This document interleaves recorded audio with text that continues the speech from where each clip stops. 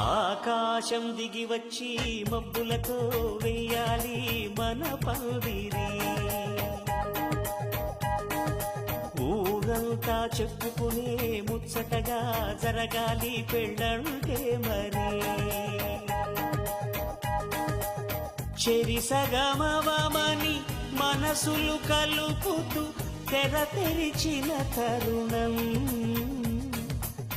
ఇది వరకెరగని వరసలు కలుపుతూ మురిసిన బంధుజనం.